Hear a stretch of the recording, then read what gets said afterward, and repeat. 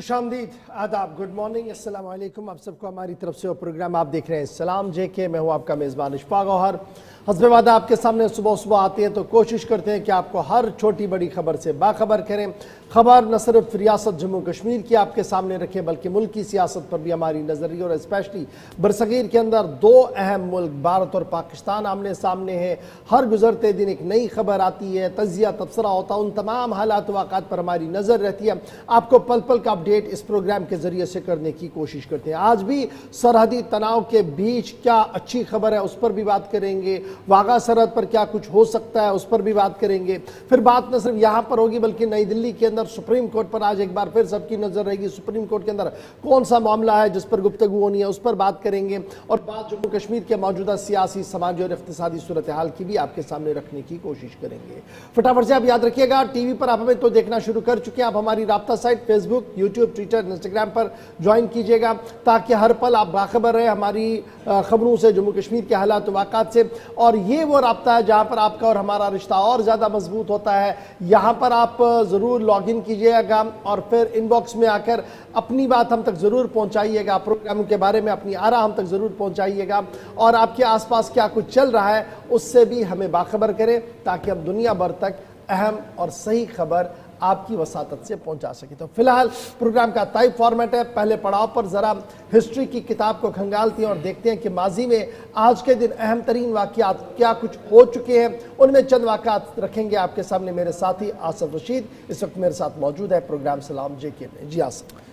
खुशामदीद, good morning, इस्तकबाल। आप सबका बहुत बहुत शुक्रिया हमारे साथ इस प्रोग्राम का हिस्सा बनने के लिए। 8:42 हुआ चाहते हैं। हिस्ट्री ऑफ द डे के साथ प्रोग्राम का आगाज करेंगे और उसके बाद आज के मौज़ूआत पर जो आपके सामने इंट्रो में रख दिए गए हैं 10 बजे तक हमारा और आपका साथ रहेगा। इतिहास के पन्नों को ज़रा पलटते हैं। हिस्ट्री ऑफ द डे में कुछ बड़ी बातें जो आपके सामने रखनी है और फॉर्मेट के मुताबिक एक एक करके चीज़ों को समझेंगे कि आज के दिन की अहमियत क्या है।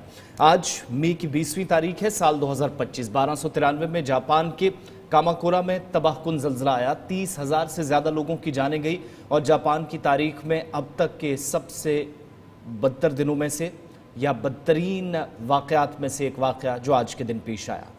1378 में जनूबी हिंदुस्तान में सूबा दक्कन के शाह बेहमनी सुल्तान दाऊद का कत्ल किया गया।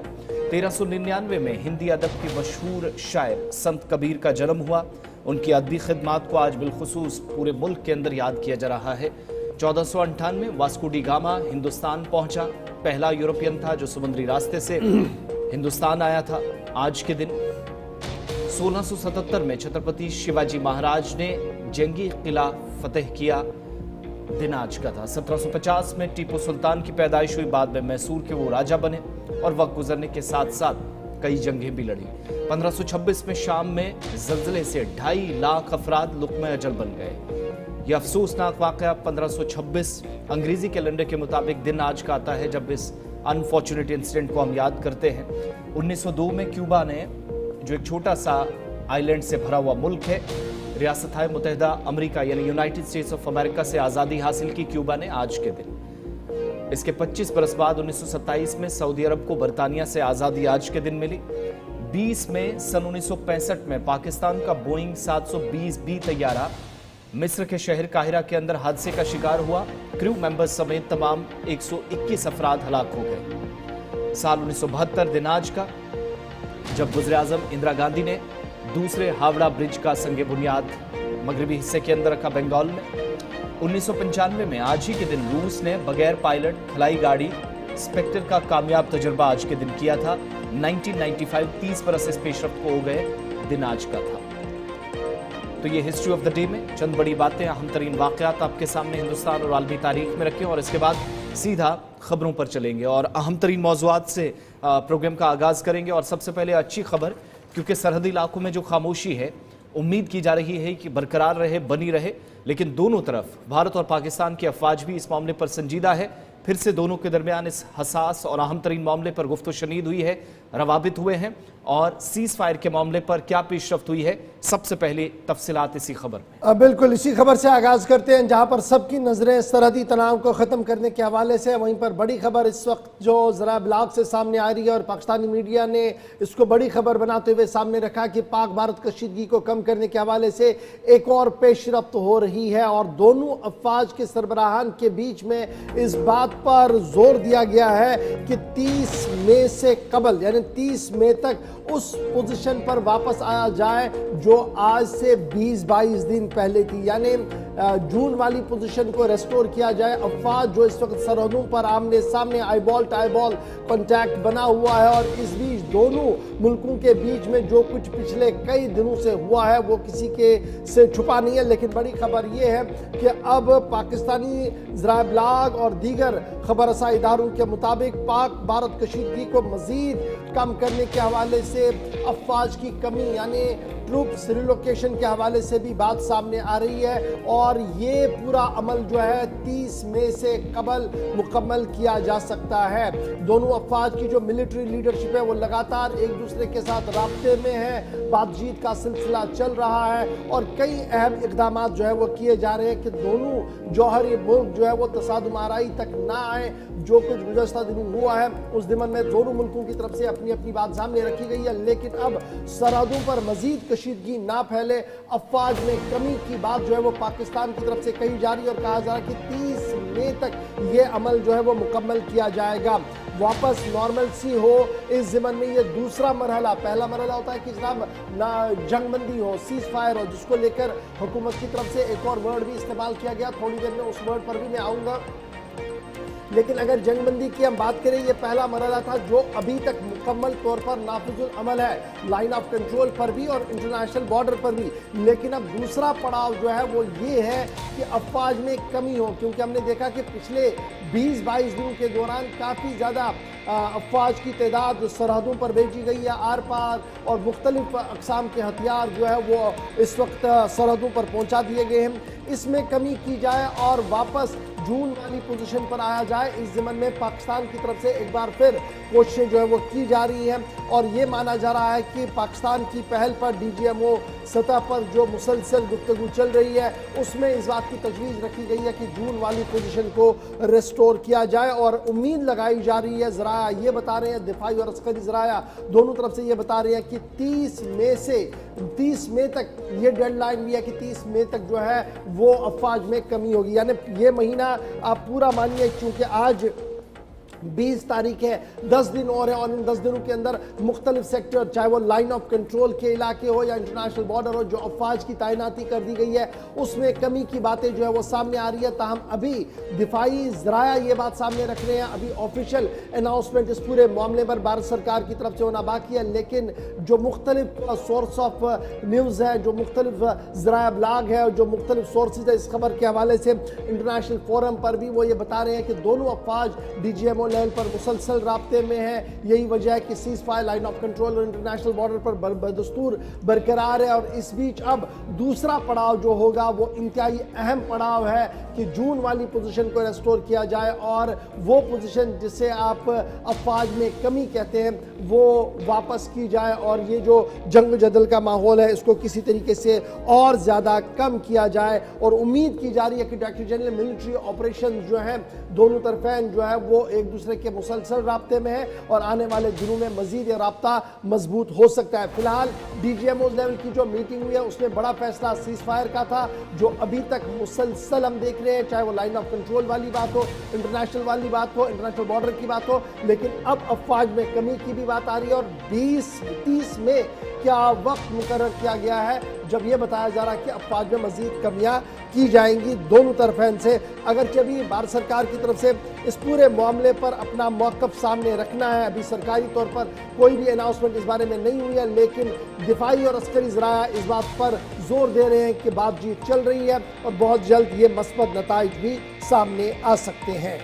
चलिए, भारत और पाकिस्तान के हवाले से बात हो रही है तो अगली खबर पर चलेंगे और आपको भी बताएंगे कि इस पुरतनाव सूरत हाल के बीच भारत सरकार की तरफ से कुछ बड़े फैसले 23 अप्रैल के बाद हुए थे और उनमें एक ये भी था CCS की मीटिंग में 5 बड़े फैसलों में पहला नुक्ता कि भारत पाकिस्तान के दरमियान 1960 में होने वाला सिंध-तास आबी मुआहिदा या वो जो सिंधु जल समझौता था वो मुअत्तल कर दिया गया था, एबियंस में रखा गया था। लेकिन इस पर पाकिस्तान की जानिब से मुसलसल कोशिशें होने के दोबारा जहां मुज़ाकराती अमल अभी तक मुकम्मल तौर पर या बराह रास्त अगरचे शुरू नहीं हुआ, सीज फायर पर बात हुई है, लेकिन सिंध-तास आबी मुआहिदे की मुअत्तली के बाद पाकिस्तान ने भारत से दोबारा दरख्वास्त कर दी है और सिंध-तास मुआहिदा बहाल करने की यह दरख्वास्त पाकिस्तान की जानिब से दूसरी मरतबा आई है, जो इस वक्त सरकारी ज़राए जिस बात की तस्दीक कर रहे हैं। आप सब जानते हैं जब ये डील हुई थी, जब ये एग्रीमेंट हुआ था, इस मुआहिदे को कराने में आलमी बैंक का कलीदी किरदार अदा किया गया था और कुछ शिकें ऐसी थी जहां पर यकतरफा तौर पर कोई फैसला नहीं लिया जा सकता था, लेकिन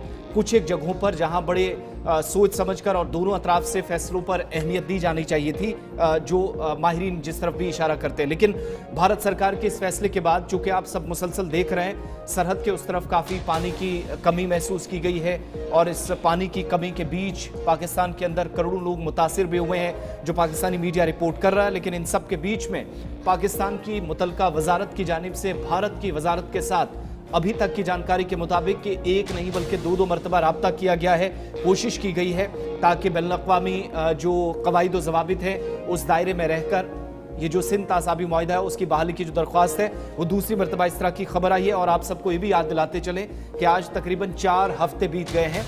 इन 4 हफ्तों में 23 अप्रैल 2025 के बाद भारत सरकार की जानिब से मुख्तलिफ डैम से अपनी मर्जी से पानी छोड़ा गया और अपनी मर्जी से रोका गया, जिससे सरहद पार शदीद मुश्किलात से पाकिस्तान जूझ रहा है। भारत सरकार की तरफ से ये साफ कर दिया गया कि सिंध-तास आबी मुआहिदे को फिलहाल मौखर कर दिया गया है और इनकी मुख्तलिफ शिकों पर काम नहीं किया जाएगा। जो शिकों पर काम नहीं किया जाएगा वो ये है कि पेशगी इत्तला पानी छोड़ने और बंद करने के हवाले से, पेशगी इत्तला कि कितना पानी बह रहा उस हवाले से, या डैम पर जो एतराज़ात होते थे वो तमाम चीज़ें ख़त्म कर दी गई। लेकिन भारत की तरफ से ये साफ कर दिया गया है कि वो इंटरनेशनल कवानीन की नज़रअंदाज उन्हें नहीं कर सकता है। यही वजह है कि वक्फे से पानी को भी बहाल किया जा रहा है। 3 स्टडी यानी 3 प्लान एग्जीक्यूशन में इस वक्त है और वो तीनों प्लानों पर एग्जीक्यूशन जब शुरू हो गया है तो कहीं ना कहीं उसका असर पाकिस्तान के अंदर जो है वो देखने को मिल रहा है। भारत की तरफ से ये साफ कर दिया गया कि 1960 की ट्रीटी में आज के दिन पर बात नहीं हो सकती है, बल्कि 21वीं सदी है और 21वीं सदी के खदोखाल को देखते हुए ही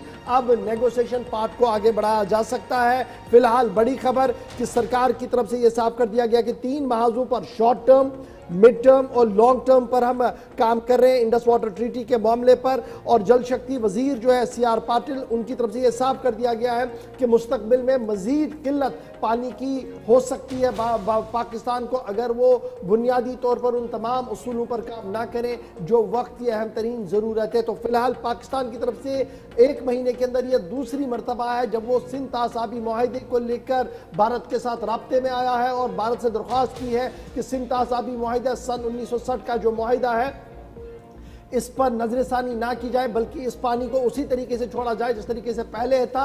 भारत की तरफ से साफ मना कर दिया है उस पूरे मामले पर। इस तरीके से सिंध-तास आबी मुआहिदा अभी भी इल्तिवा में है और पाकिस्तान के लिए हर गुजरते दिन के साथ साथ एक नई परेशानी भी उभर कर सामने आ रही है।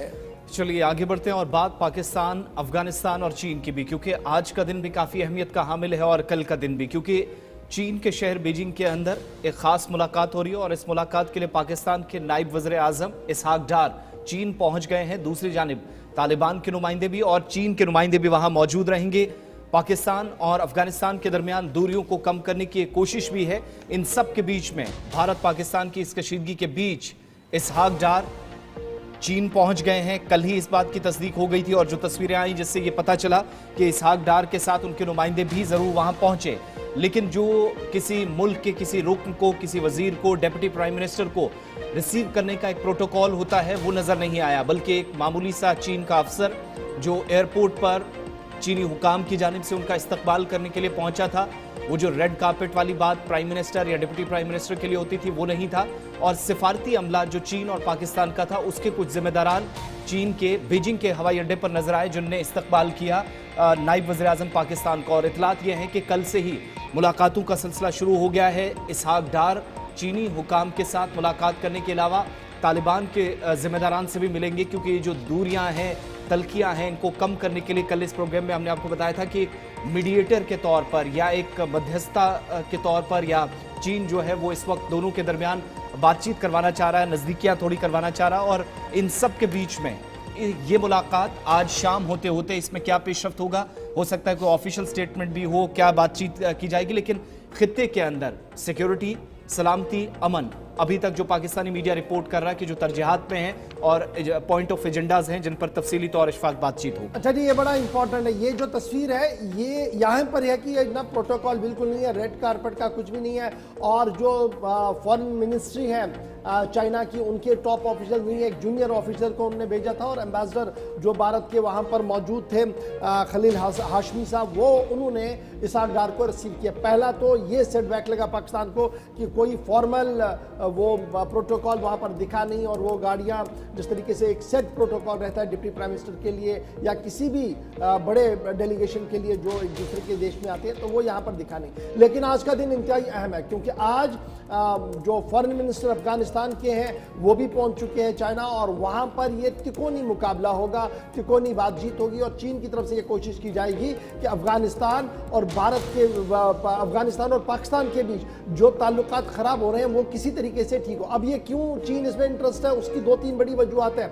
याद रखिएगा, चीन की एक बड़ी इन्वेस्टमेंट है पीओके के अंदर भी, पाकिस्तान के अंदर भी, वन बेल्ट के हवाले से भी, और अफगानिस्तान के कई कबाइलों से और कई इलाकों से उसने होता हुए आगे चलना है। और यही वजह है कि अगर थोड़ी सी भी भनक उधर इधर हुई तो सूरत हाल बिगड़ सकती है। और यही वजह है कि उसको वन पेज पर लाने की कोशिश आज चाइना की तरफ से होगी। देखना होगा कि कितनी कामयाबी। लेकिन कोई भी प्रोटोकॉल इसहाक डार को चीन की तरफ से नहीं दिया गया। तस्वीरें खुद बयान कर रही है कि सूरत हाल क्या कुछ है। लेकिन बढ़ते हैं जी आगे, जहां इंडस वाटर ट्रीटी के हवाले से हमने आपको एक बात बताई, वहीं पर पाकिस्तान के अंदर पानी की किल्लत तो महसूस हो रही थी, लेकिन इसका असर पाकिस्तान को पहले से ही था। और शायद पाकिस्तान पहले ही कुछ डैम बनाने की तैयारी में था। लेकिन चीन ने एक बार फिर दोस्ताना हाथ आगे बढ़ाते हुए उस अधूरे मिशन को पूरा करने का मंसूबा हाथ में लिया है।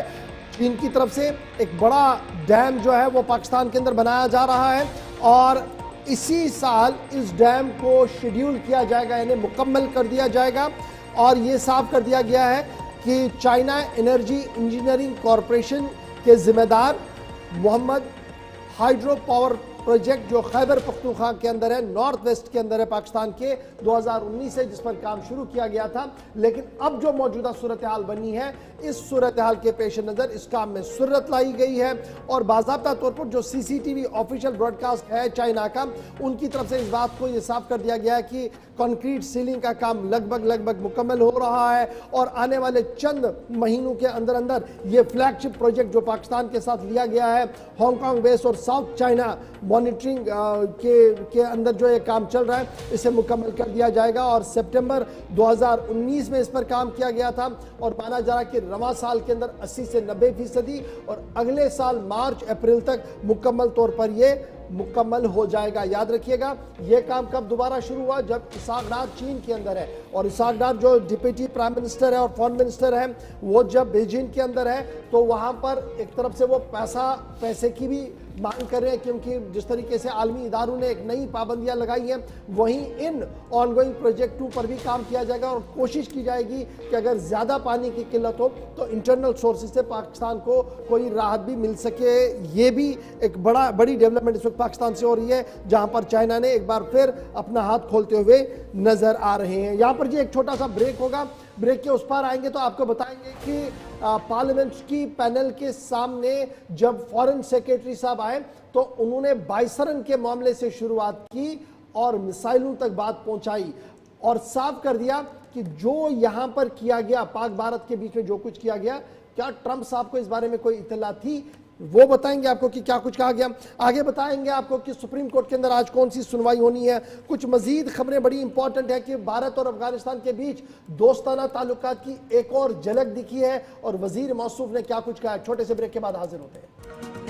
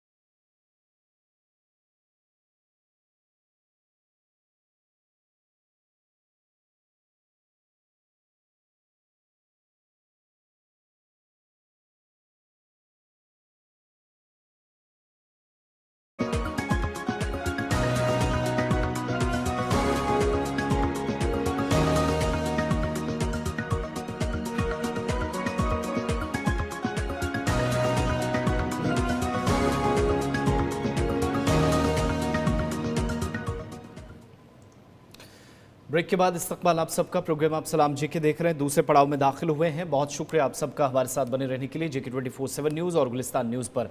खबर ज़रा सीज़ फायर मुआहदे के हवाले से, क्योंकि बैक टू बैक कई डेवलपमेंट्स हो रही हैं और ये बैक चैनल डिप्लोमेसी के तहत क्या मुज़ाकराती अमल आगे बढ़ेगा या नहीं, ये तो वक्त बताएगा। लेकिन मौजूदा वक्त में जो सूरत हाल है उसको ठीक करने में किसने कलीदी किरदार अदा किया। अब तक सीज़ फायर के ताल्लुक से बात की जा रही थी कि अमरीकी सदर डोनाल्ड ट्रंप की जानिब से जैसे ही ट्वीट किया गया तो हिज़्ब इख्तिलाफ ने भी सवाल उठाया और पाकिस्तान के अंदर भी मुख्तलिफ किस्म के तज्ज़िये और तबसरे हुए कि असल में सीज़ फायर कराने के पीछे अमरीकी सदर डोनाल्ड ट्रंप, नायब सदर JD वेंस और सेक्रेटरी स्टेट मार्को रूबियो और ये तमाम लोग हैं जिनकी तरफ से भारत और पाकिस्तान को करीब लाया गया। लेकिन असल कहानी कुछ और है। भारत सरकार के वजारत खारजा के सेक्रेटरी विक्रम मिस्री बैरून मुल्क जो लोग जाएंगे, जिन अराकीन को जाना है, उनके साथ बात कर रहे थे और उसके बाद न्यूज़ ब्रीफिंग में उन्होंने कहा कि भारत और पाकिस्तान के दरमियान होने वाली जंगबंदी का कोई भी ताल्लुक अमेरिका से नहीं है और इसके बारे में कोई भी खबर अमेरिकी सदर डोनाल्ड ट्रंप को नहीं है, वो बाद में आगे आए। ये बड़ी बात उस वक्त कही गई जब सबकी तरफ से ये बातें की जा रही थी, खुलासा मुसलसल किया जा रहा था कि क्या सीज़ फायर कराने में अमेरिकी सदर डोनाल्ड ट्रंप की जानिब से भारत और पाकिस्तान के हुकाम को मजबूर किया गया। तो भारत के सेक्रेटरी खारजा विक्रम मिस्री ने पाकिस्तान और भारत के दरमियान जंगबंदी में अमेरिका की कोशिशों को सिरे से इनकार कर दिया है, खारिज कर दिया है। सेक्रेटरी खारजा विक्रम मिस्री जो पार्लिमानी कमेटी को ब्रीफिंग देते हुए कह रहे थे कि भारत पाकिस्तान फायरबंदी कतई तौर पर दो तरफा थी, दोनों तरफ से यह फैसला हुआ, लेकिन अमेरिकी सदर डोनाल्ड ट्रंप का जंगबंदी में कोई किरदार भी नहीं था और ट्रंप ने हम सब के बीच में आने की इजाजत नहीं ली। ट्रंप खुद से ही स्टेज पर आना चाहते थे, वो आगे आए। साथ साथ सेक्रेटरी खारजा विक्रम मिस्री ने यह भी कहा कि भारत और पाकिस्तान के दरमियान तनाज़ा रिवायती जंग के दायरे में रहा। इस्लामाबाद से किसी एटमी धमकी या इशारे की कोई शवाहिद नहीं मिले। इस बात की भी तस्दीक इसी मीटिंग के दौरान हुई जो कंफर्मेशन अभी तक हो रही है और खुले तौर पर इस बात से ऐलान करना कि अमेरिका का हाथ नहीं था, ये सब चीज़ें जो हैं वो अभी तक सामने आई हैं।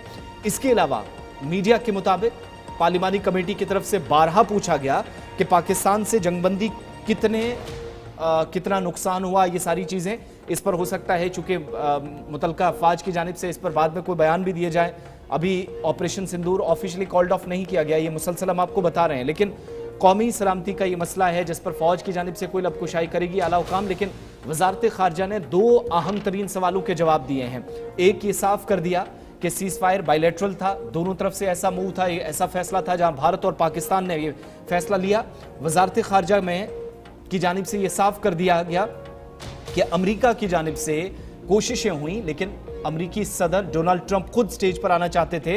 इन तमाम कोशिशों को से मना कर दिया गया, इनकार कर दिया गया कि अमेरिका की जानिब से बराह रास्त मुदाखलत के बाद यहाँ इतना ही नहीं बल्कि बाइसरन मामले से लेकर दीगर मामला पर क्या कुछ पेशरफ चल रही है, क्या कुछ आलमी दुनिया में चल रहा है, उस पर भी गुफ्तगू। दो बड़ी अहम बातें, एक शशि थरूर जिसकी सरबराही में ये सारा इजलास हुआ, तकरीबन 7 से 8 घंटे तक ये मीटिंग चली। बाद में जब वो मीडिया से बात कर रहे थे, जरा फटाफट से सुन लीजिएगा कि उनका व्यू पॉइंट क्या कुछ है इस पूरे मामले पर। फॉरेन सेक्रेटरी और NEA के साथ एक काफी लंबी चर्चा किए। आपको पता है कि ये मीटिंग साधारण तौर पर तो 6 बजे तक खत्म हो जाता है, आज 7 बजे तक चले, क्योंकि 23 मेंबर आए थे और उनको 24, मुझे भी जिनके 24, और बहुत लोगों को प्रश्न पूछना था और इन प्रश्नों के लिए बहुत डिटेल्ड और सेटिस्फैक्टरी जवाबें भी मिली हैं। ये भी कहूंगा कि सारे कमेटी मेंबर्स चाहते थे कि हमारे तरफ से फॉरेन सेक्रेटरी को पूरा प्रोत्साहित करके उनको हमारी सॉलिडारिटी हम अनाउंस करें कि जो उनके खिलाफ सोशल मीडिया में और दूसरे तरीके से उनके और उनके परिवार के खिलाफ जो कुछ कह दिया था, ये बिल्कुल ठीक नहीं है और पूरी कमेटी उनके साथ समर्थक है।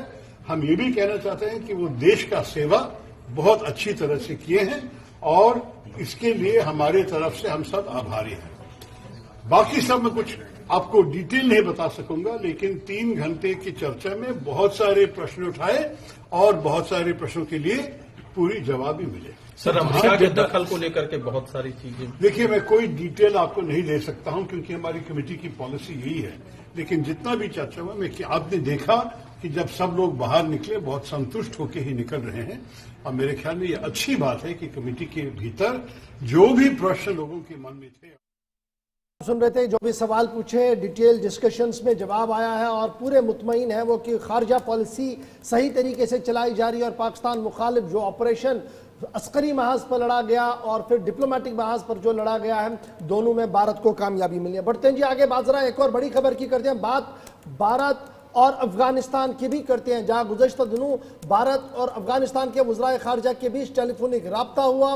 उसके बाद हाई पावर डेलीगेशन ने वजारत दिफा के अंदर मुलाकातें भी की हैं अफगानिस्तान के अंदर। वहीं पर खबर यह है कि अफगानिस्तान की वजारत की तरफ से यह साफ कर दिया गया है कि इंसानी हमदर्दी वाला रिलीफ अफगानिस्तान के अंदर पहुंच चुका है और भारत की तरफ से बाज़ाब्ता तौर पर उन लोगों के लिए रिलीफ दिया गया है जिन्हें पाकिस्तान ने बेदखल अपने इलाकों से किया था और तकरीबन 5,000 के करीब लोगों को भारतीय हुकूमत की तरफ से ज़रूरी सप्लाई जो है, ग़िज़ाई अजनास जो है वो पहुंचाई गई है, जिसके नतीजे में वज़ीर बराए रिफ्यूजी एंड रिपार्टीशन ने अवामी सतह पर आकर भारत का शुक्रिया भी अदा किया है और ये साफ कर दिया है कि तालिबान हुकूमत भारत के इस रवैये पर मुतमईन है और उन्हें उम्मीद है कि ये खाना बदोश और ये जो रिफ्यूजी लोग हैं जिन्हें पाकिस्तान की तरफ से उनके मुल्क से उनके मुल्क से बाहर निकाला गया, पाकिस्तान से बाहर निकाला गया और कसमो पुरसी की सूरत हाल में ये फंसे हुए थे और इन पर जिस तरीके से भारतीय हुकूमत की तरफ से रिलीफ रिहैबिलिटेशन पहुंचाया गया है, उसके लिए तालिबानी हुकूमत इनका तहे दिल से शुक्रिया अदा करती है। अब्दुल कबीर ये प्रोविंशनल ये तालिबान के अपॉइंटी है मिनिस्टर फॉर रिफ्यूजीज़ के, इन्होंने कल बाज़ाब्ता तौर पर टेलीविज़न पर आकर इन तमाम चीज़ों का खुलासा भी पेश किया है।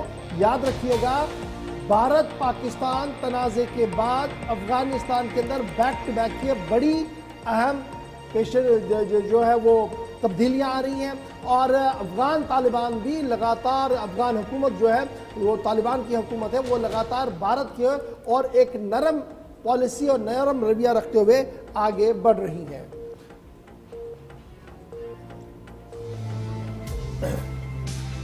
دغه مرستې تقریبا د 15,000 کورنیو لپاره دي چې نن په شاوخوا 300 کورنیو باندې د دې د توزیع پیل وشو او تقریبا په شپږ ورځو کې به دغه په د 15,000 کورنیو باندې توزیع شي. موږ په خپلو هیوادوالو او بیا په نورو ممالکو باندې غږ کوو की प्रोविजनल हुकूमत के ऐलानात और प्रेस कॉन्फ्रेंस को आप देख रहे थे। बढ़ते हैं जी आगे, बात जरा सऊदी अरब की करते हैं क्योंकि कुछ वीडियोस वायरल हो रहे हैं और ये वायरल वीडियोस तर्जमे के बाद पता लग रहा है कि सऊदी हुकूमत के खिलाफ अवामी गज़ब आहिस्ता आहिस्ता करके बढ़ रहा है और सऊदी शहजादे के लिए आने वाले दिन शायद बेहतर ना हो, इस ज़िमन में कल से बड़ी चीजें जो है वो बदल कर सामने आ रही है। बिल्कुल, कुछ तस्वीरें वायरल हो रही हैं जिससे ये पता चल रहा है कि अमेरिकी सदर डोनाल्ड ट्रंप का मशरिक़ वस्ता का दौरा खत्म हो चुका है। अरब ममालिक जिनमें मुत्तहिदा अरब अमारात गए थे, जिनमें वो कतर गए थे, जिनमें सबसे पहले दौरे के दौरान वो जद्दा पहुंचे थे और सऊदी अरब के साथ मुज़ाकराती अमल और $600 मिलियन से जायद की डील और दीगर ममालिक के साथ भी इसी तरह के इकदाम। लेकिन सऊदी शहरी ममलिकत से सख्त नाराज नजर आ रहे हैं और मुतालबा ये किया जा रहा है कि शाह सलमान अब इक़्तिदार छोड़ दें, वो कुर्सी छोड़ दें। उनके मुताबिक अमेरिका के सामने एक तो हाथ खड़े कर दिए गए मौजूदा हुकूमत की जानिब से और हुकूमत पर यह भी इल्ज़ाम है कि उसने पूरी उम्मत को बदनाम करने का काम किया है। मुख्तलिफ हिस्सों के अंदर जो तस्वीरें उसके बाद आई, फिर हमने कतर के अंदर देखा जिस हिसाब से वहाँ नाच गाने का प्रोग्राम, उस पर अलग से सवालात उठे कि कैसे ख़वातीन की इज्जत को तार तार अरब ममालिक ने किया। और जैसे ही ये दौरा ख़त्म हुआ तो डोनाल्ड ट्रंप का एक वीडियो भी इस वक्त वायरल हो रहा है जिसमें वो काफ़ी उल्टी सीधी बातें अरब ममालिक को लेकर कर रहे हैं और कई इक़दामात जो उनके इस्तकबालिया तकरीब में किए गए थे उनको गैर ज़रूरी करार दे रहे हैं। लेकिन बहुत सारे लोग जिनने एहतजाज शुरू किया, हुकूमत छोड़ दो के नारे लगाए गए और कई ग्रुप सामने आए, कहा कि तुम अब, यानी शाह सलमान से कहा जा रहा है कि अब तुम मुल्क को नहीं संभाल सकते, अमेरिका के आगे सर झुकाया है पूरी उम्मत मुस्लिमा जो तुम पर इस वक्त थूकती है। इस तरीके से इसकी ट्रांसलेशन इन वीडियोस की इस वक्त की जा रही है और तुम्हारी वजह से मौजूदा वक्त में न सिर्फ सऊदी अरब बल्कि दीगर अरब ममालिक भी बेबसी के आलम में है।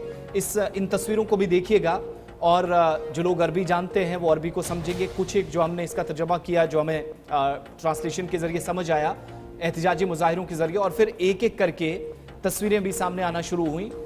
और ये एहतजाज करने वाले कोई वो शहरी नहीं है कि कहीं कारोबार में होंगे, दाएं बाएं कहीं मंडियों में खड़े होंगे, बल्कि कई दानिश्वर भी सड़कों पर निकले हैं। हमने जो कंफर्मेशन की, जो रिपोर्ट्स लाई, उससे पता चला कि सऊदी हुकूमत के खिलाफ जबरदस्त नाराजगी ट्रंप के इस दौरे के बाद है। वो इसलिए भी कि गजा पर खुलकर बात आपने नहीं की कि जंगबंदी होनी चाहिए।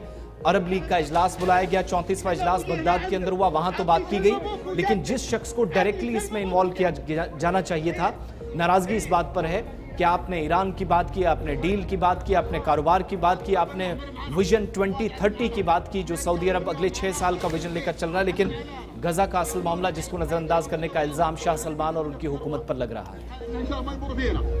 ما حنقول مالك شيء، ايش تعرف توجه بنجي ووكل الله سبحانه وتعالى والعمر السامعين. خلوا على النبي، خلوا على النبي. قولوا يا الله، سمعوا عند الله، قولوا يا الله. ان الله ينزل البلاد والعباد. قولوا يا الله ان الله ينزل سكينته ورحمته علينا ذا اليوم.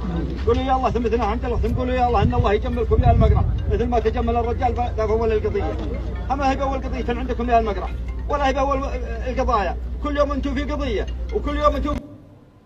चलिए जनाब, ये तस्वीरें कल से बहुत ज़्यादा वायरल है, जहां पर डोनाल्ड ट्रंप का दौरा ख़त्म हुआ है। डोनाल्ड ट्रंप ने वापस पहुंचने के बाद अपनी अपनी बात रखी है, लेकिन बड़ी बात ये कि सऊदी अरब में भी अब मुख्तलिफ ग्रुप जो है वो रिग्रुपिंग हो रही है वहाँ पर, और सऊदी फरमानरवा के ख़िलाफ़ ज़बरदस्त एहतजाज की तैयारियों में भी लगी हुई हैं। और ये कब हो रहा है? जब बिल्कुल पास पास में जो हज भी है, और हज में जिस तरीके से दुनिया भर के लोग वहाँ पर आ रहे हैं, पहले ही इस तरीके के मामला जो है वो बड़े अलार्मिंग सिचुएशन पर चले जाते हैं, लेकिन देखना होगा कि अब आगे होगा क्या। अब बढ़ते हैं जी जम्मू कश्मीर की खबरों की ओर आते हैं। बात जरा करते हैं आज के दिन की, क्योंकि आज लेफ्टिनेंट गवर्नर मनोज सिन्हा साहब की सरबराही में अहम तरीन इजलास मुनक्किद होने जा रहा है। बड़ी खबर कि जम्मू के अंदर अहम तरीन सिक्योरिटी इजलास मुनक्किद होने जा रहा है।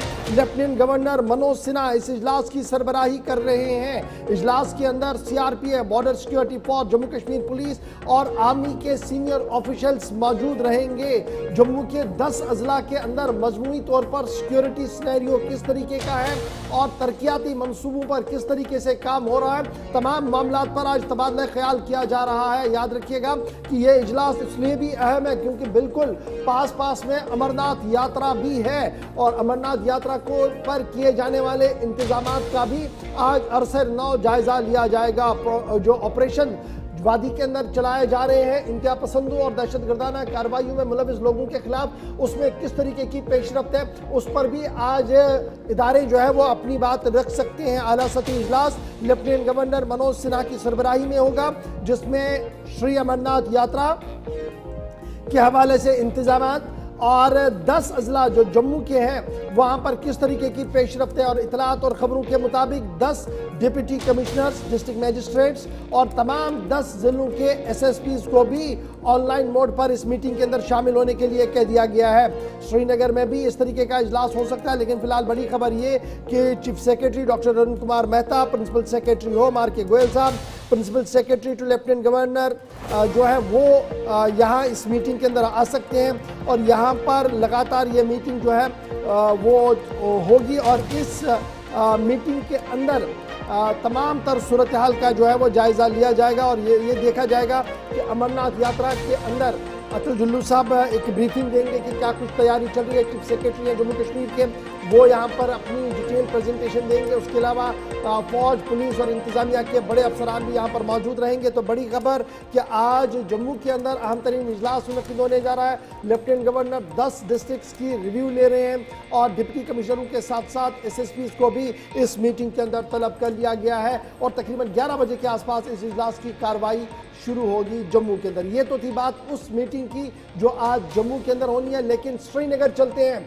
जहां से एक और बड़ी खबर सामने आ रही है, जहां पर जम्मू कश्मीर के वजीर आला उमर अब्दुल्ला आज दौरे पर है, और दौरा उनका होम टाउन गांदरबल है, और गांदरबल जो उनका हल्के इंतखाब भी है। बड़ी खबर, उमर अब्दुल्ला आज हल्के इंतखाब गांदरबल में मौजूद रहेंगे, जिला गांदरबल में मौजूद रहेंगे, जहां पर कुछ इलाकों का वो मुआयना भी करेंगे, कुछ अफराद के साथ उनकी मुलाकात को भी तय पाया गया है और इंतजामी अमूर चलाने वाले अफसरान के साथ भी तबादला ख्याल हो सकता है। इस ज़िमन में गांदरबल के आसपास सिक्योरिटी ड्रिल को मजीद मजबूत कर दिया गया है। बड़ी खबर कि सरहदी इलाकों का, चाहे वो करना, केरन, टंडा, रजौरी का इलाका हो, इन तमाम इलाकों का दौरा मुकम्मल करने के बाद अब वजीर आला ने आज अपने होम टाउन और होम डिस्ट्रिक्ट गांदरबल को चुना है, जहां पर पूरा दिन वो आज बिताएंगे और कई अहम मकामात पर वो जाएंगे। साथ साथ रिव्यू मीटिंग का भी बंदोबस्त जो है वो किया जाएगा। उमर के हमरा नासिर असलम वानी और इंतजामिया के आला अफसरान भी मौजूद रहेंगे। उमर अब्दुल्ला आज पूरा दिन गांदरबल के अंदर बिता सकते हैं। श्रीनगर भी चलेंगे, हमारे साथ सलीम वानी भी ज्वाइन करेंगे। और उमर अब्दुल्ला का ये दौरा उस वक्त हो रहा है जब मुख्तलिफ इलाकों का जायजा वो सरहदी बेल्ट के अंदर ले चुके हैं, जिसमें 7, 8 या 10 दिनों के दौरान हमने लाइन ऑफ कंट्रोल और इंटरनेशनल बॉर्डर के आसपास नुकसानजदा इलाकों का उनने दौरा किया। वहीं आज वो इतलात हैं कि सिविल और दीगर हुकाम के साथ एक जायजा इजलास भी करने वाले हैं। इस तरह की अभी तक की इंफॉर्मेशन है और कामकाज का भी जायजा लिया जाएगा। और दूसरी ये उनकी चूंकि अपनी कॉन्स्टिट्यूंसी है, उस एतबार से भी दौरे की अहमियत काफ़ी ज़्यादा है और इंतखाबात के दौरान काफ़ी वादे इलाकों के अंदर किए और उसके बाद एक वसी मार्जिन से यहाँ से कामयाब होकर भी आए। तो वस्ती इलाकों में ख़ासतौर से गांदरबल के अंदर इस दौरे की अहमियत उस एतबार से भी ज़्यादा है। गांदरबल चलते हैं, ब्यूरो चीफ सलीम वानी हमारे साथ हैं। सलीम, दौरे का बुनियादी मकसद क्या है और आज मीटिंग्स कहाँ कहाँ पर है, शेड्यूल क्या आज तय किया गया है उमर अब्दुल्ला के दौरे को लेकर?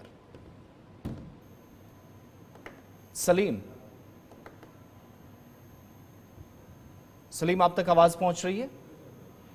जी हाँ, बताइएगा उमर अब्दुल्ला के दौरे का बुनियादी मकसद क्या है और दौरे के दौरान कहां और कैसे आज पूरा दिन गुजारना है, क्या स्केड्यूल है सीएम के विजिट का? देखो आसिफ, आज उमर अब्दुल्ला का जो उसने चार्ज संभाला था, उसके बाद अगर दरबार मूव हुआ था, उसके बाद आज पहली बार उमर अब्दुल्ला पूरा दिन गांदरबल में रहेंगे। सबसे पहले वो गांदरबल के बाकुरा इलाका जो दिगनीबल इलाका है, वहां पे वाटर स्कीम का उसको इनाग्रेट करना है। उसके बाद वो जो पांदच में जो ओल्ड होम टाउन है उसका भी इनाग्रेशन हो जाएगा।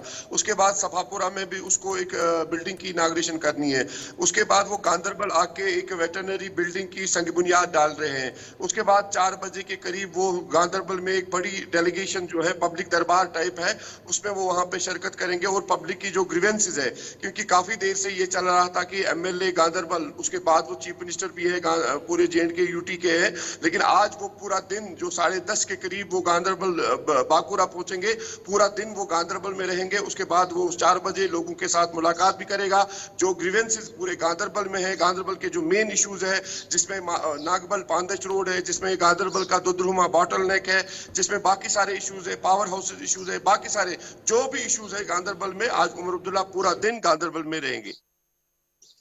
ये जो आज उमर अब्दुल्ला का पूरा दिन गांदरबल के अंदर है, होम टाउन के अंदर है, होम डिस्ट्रिक्ट के अंदर है, तो ये जरा हमें बताइएगा कि ये जो सूरत हाल है, क्या इन इनॉग्रेशंस पर कोई इज्तिमा भी होगा, कोई मुख्तसर सी तकरीब होगी, या सिर्फ इनॉग्रेट करके निकल जाएंगे और फिर शाम को ही एक साथ सिविल सोसाइटी और अफसरों के साथ बैठ कर बात करेंगे? अभी तक जो सूत्रों के मुताबिक है कि काली जो इनाग्रेशन है, क्योंकि काफी सारे प्रोग्राम्स जो बनाए हैं, आज जो पूरा दिन जो 10:30 बजे जब यहाँ पे बाकुरा पहुंचेंगे, वहाँ पे वाटर स्कीम की इनाग्रेशन है। उसके बाद पांदच में होम जो ओल्ड एज जो बिल्डिंग है, काफी देर से इसी इंतजार में थे कि वो इनाग्रेट हो जाएगी, उसकी भी इनाग्रेशन हो जाएगी। उसके बाद सफापुरा में एक बिल्डिंग है, उसकी भी इनाग्रेशन होगी। तो इस तरह कुल मिला के अगर कुछ टाइम के लिए तो रहेंगे, लेकिन ऐसा कोई वहाँ पे ये नहीं है कि वहाँ पे वो इस तरह की वो बातें सुनेंगे। लोगों को मिलेंगे, लेकिन कोई ऐसा नहीं है कि वहां पे तकरीर होगा या होगा। लेकिन जो फतेहपुरा जो गाडूरा में जो है, वहां पे जो लोगों को मिलना है, वहां पे पूरी तरह से वो शायद 1 घंटे को रुकेंगे। शायद उसके साथ सारे डिस्ट्रिक्ट ऑफिसर्स या सूबाई लेवल के अफसरान हो गए, जहां पे वो पब्लिक को भी ग्रीवेंसेस सुनेंगे। उसके बाद चलिए, बहुत शुक्रिया सलीम वानी हमारे साथ ज्वाइन करने के लिए। उमर अब्दुल्ला आज होम टाउन गांदरबल जा रहे हैं, अपनी होम कॉन्स्टिट्यूंसी में जा रहे हैं, कई तरक्याती प्रोजेक्टों का वो इफ्तिताह भी कर रहे हैं और फिर अवामी राब्ता मुहिम को भी आगे बढ़ाएंगे और कुछ अवामी वफूद से भी आज उमर अब्दुल्ला मुलाकात कर सकते हैं। बात उमर अब्दुल्ला की चल रही है तो जरा आपको ये भी बताते चले कि हुकूमत के खिलाफ महाज खोल दिया गया है। हिज़्ब इख्तिलाफ के कई मेंबरान ने हुकूमत के खिलाफ महाज खोलते हुए इस हुकूमत को नाकाम हुकूमत बता दिया है और कहा कि माजी में लेफ्टिनेंट गवर्नर की इंतजामिया अवाम दोस्त थी।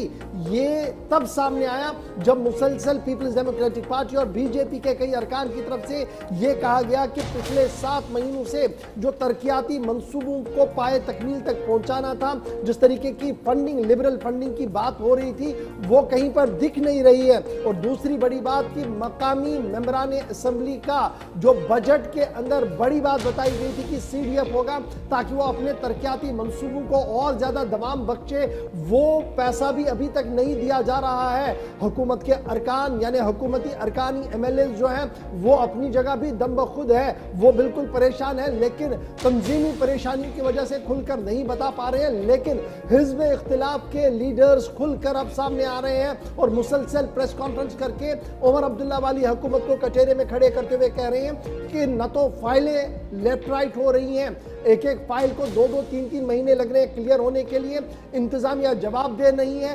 तरक्याती मंसूबे जिस तरीके से चलाने थे वो चल नहीं पा रहे हैं, और अवामी मैंडेट जो नेशनल कॉन्फ्रेंस को हासिल हुआ था वो बुरी तरह से उसके तहफ़्फ़ुज़ को, उसके तर्जुमानी करने में नाकाम हुई है। नेशनल कॉन्फ्रेंस की बात अपनी जगह, लेकिन पीपल्स डेमोक्रेटिक पार्टी के कई अरकान की तरफ से back to back press conferences की है और आवाज से आवाज भारतीय जनता पार्टी के भी कई लीडर्स ने मिलाई है और यह साफ कर दिया कि किस तरीके से मौजूदा हुकूमत इस वक्त बुरी तरह से नाकाम अवामी महाज पर हो चुकी है। कुल मिलाकर आप देखेंगे तो 6-7 माह के दौरान हमने अरकान को एक दूसरे पर इल्जामात लगाते हुए, सवालात उठाते हुए भी देखा है, और कोई ख़ास किस्म का ऐलान न होने पर भी उनकी तरफ से ये बार बार कहा जा रहा कि हुकूमत के अपने ही मेंबर्स जो हैं वो खामोश इसलिए हैं क्योंकि किसी तरीके से पार्टी की जानिब से या आला कमान की जानिब से कोई कार्रवाई ना हो। लेकिन PDP के तीनों MLAs, जबकि BJP से भी मुसलसल ये आवाज़ें उठी हैं और अवामी इत्तेहाद पार्टी के भी एक MLA हैं, उनकी जानिब से बार बार कहा गया कि मौजूदा वक्त में वो सारे इकदामात या कोशिशें गायब नज़र आती हैं या कम नज़र आती हैं जो माजी में होती रही, और इस वक्त शायद कोई ज़्यादा फ़र्क महसूस नहीं होता, इसलिए अगरचे अवामी हुकूमत है भी मगर ज़्यादा कोई उससे कोई फ़र्क महसूस नहीं हुआ।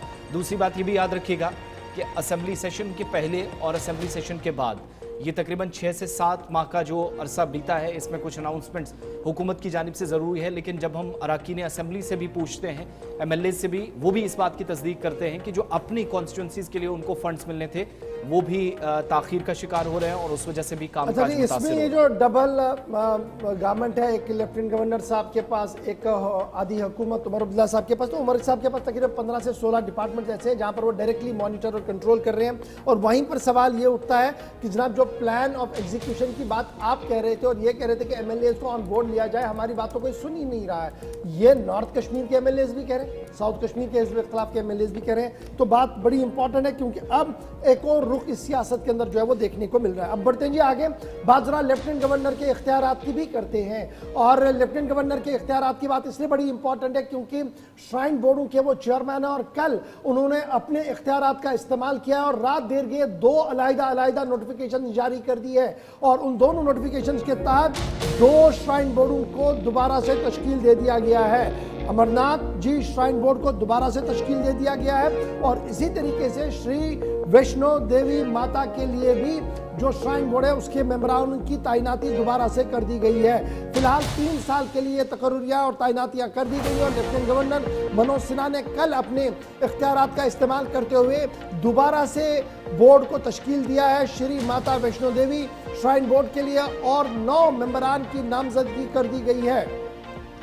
और ये 9 मेंबरान जो है वो तकरीबन 3 साल के लिए यहाँ पर मौजूद रहेंगे, इस बोर्ड के अंदर काम करते रहेंगे और नोटिफिकेशन में जो अप्रूव कर दी गई है उसके तहत लेफ्टिनेंट गवर्नर मनोज सिन्हा दोनों बोर्डों के चेयरमैन रहेंगे। श्री माता वैष्णो देवी श्राइन बोर्ड के भी चेयरमैन रहेंगे और अमरनाथ जी श्राइन बोर्ड के भी चेयरमैन रहेंगे। इसके अलावा श्री माता वैष्णो देवी बोर्ड के अंदर जिन मेंबरों को तैनात कर दिया गया है और 9 मेंबर में सुधा मूर्ति साहब हैं जिनको जगह यहाँ पर मिली, जगह दे दी गई है।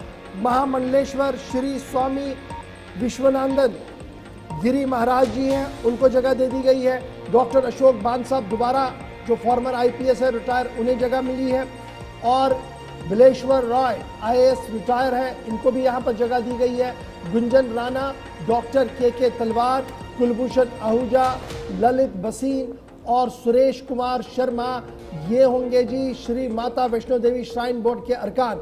और इसके साथ साथ श्री अमरनाथ जी श्राइन बोर्ड के लिए भी 9 मेंबरान का ऐलान कर दिया गया और ये कमेटी भी तकरीबन 3 साल तक काम करेगी और नोटिफिकेशन अलहदा तौर पर जारी करते हुए श्री अमरनाथ श्राइन बोर्ड के चेयरमैन खुद लेफ्टिनेंट गवर्नर मनोज सिन्हा साहब होंगे।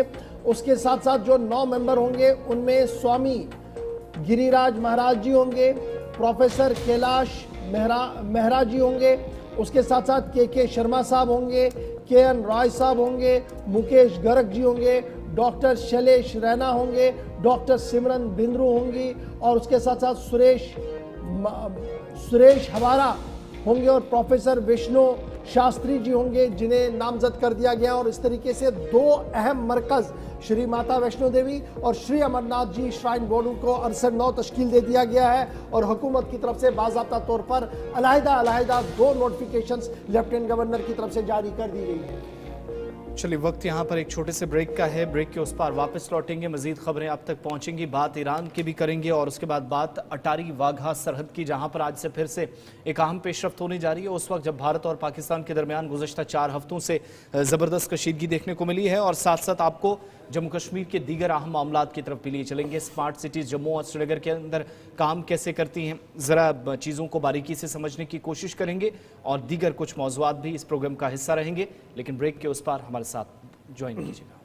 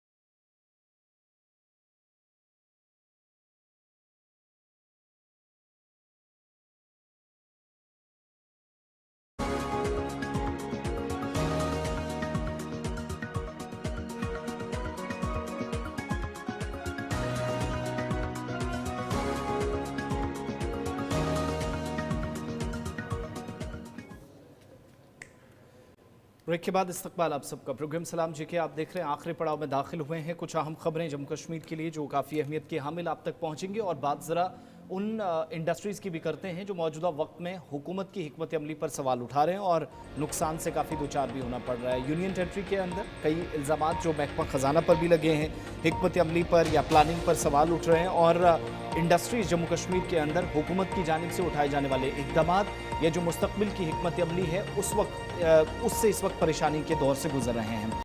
इन दिनों एक तो बड़ी परेशानी जिसकी तस्दीक खुद इंडस्ट्री से वाबस्ता लोगों की जानिब से की जा रही है, स्टेक होल्डर्स कर रहे हैं कि फाइनेंस डिपार्टमेंट की जानिब से, महकमा ख़जाना की जानिब से जो खुद उमर अब्दुल्ला साहब के पास जिस वजारत का कलमदान है, वो जितनी भी बकाया जात थी, जो पेमेंट्स थी, वो अभी तक वागुजार करने में मुतलका महकमा या फाइनेंस डिपार्टमेंट मुकम्मल तौर नाकाम साबित हुआ है। और जब डेडलाइन पार होती है तो फिर आप जानते हैं कि कारोबारियों का हाल क्या होगा।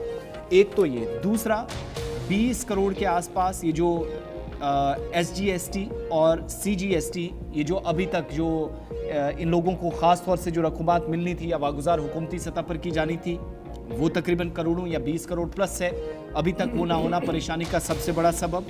इसके अलावा जो करोड़ों रुपए के, इससे खुद जो इंडस्ट्री से वाबस्ता लोग हैं वो मान रहे हैं कि वो मुसलसल और हर गुजरते दिन के साथ मकरूज होते चले जा रहे हैं, क्योंकि इंडस्ट्रीज़ और जो फाइनेंस डिपार्टमेंट है कई महीनों की जो वाजिबुल अदा रकूमात हैं वो वागुजार करने में नाकाम साबित हुआ है। एक ये इल्ज़ाम लग रहा है। दूसरा, जो अभी तक जो मुसलसल उनकी तरफ से इंसेंटिव क्लेम्स किए जा रहे थे 2022 और 23 से, वो भी अभी तक 31/12/2024 तक जो कंप्लीट होना चाहिए था वो नहीं हुआ, जिसका मतलब ये है कि एक इजाफी बोझ महकमे पर भी तो है ही, लेकिन डायरेक्टली इससे जम्मू कश्मीर की सनत बुरी तरह मुतासिर हुई है।